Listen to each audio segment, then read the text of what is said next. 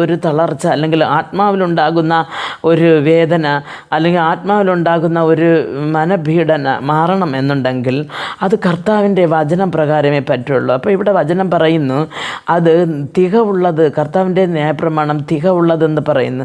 പ്രിയ ദൈവമക്കളെ, എങ്ങനെ നമ്മൾ ഒരു ആഹാരം കഴിക്കുമ്പോൾ ശരീരത്തിൻ്റെ ആരോഗ്യം നാം വീണ്ടെടുക്കുന്നുവോ, അതേപോലെ തന്നെ നാം വചനം വായിക്കുകയും പാട്ടുകൾ പാടുകയും പ്രാർത്ഥിക്കുകയും ചെയ്യുമ്പോൾ നാം ആത്മാവിൻ്റെ ഒരു ബലം നമുക്ക് തിരിച്ചെടുക്കുന്നു. അതുമല്ല, ദൈവത്തിൻ്റെ വചനം ഇവിടെ അല്പബുദ്ധികളെ ജ്ഞാനിയാക്കുന്നു എന്ന് പറയുന്നു. പലപ്പോഴും നമ്മുടെ കാര്യങ്ങൾ ചെയ്യാൻ, അല്ലെങ്കിൽ നമ്മുടെ മക്കളുടെ കാര്യങ്ങൾ ചെയ്യാൻ, അല്ലെങ്കിൽ നമുക്ക് എതിരെ വരുന്ന ഒരു പ്രശ്നത്തിൽ നിന്ന് നമുക്ക് വിമുക്തമാകുവാൻ ഒന്നും നമ്മുടെ ജ്ഞാനം കൊണ്ട് നമുക്ക് പറ്റുന്നില്ല. കാരണം എന്തെന്ന് പറഞ്ഞാൽ നമുക്കിരിക്കുന്നത് അല്പബുദ്ധിയാണ്.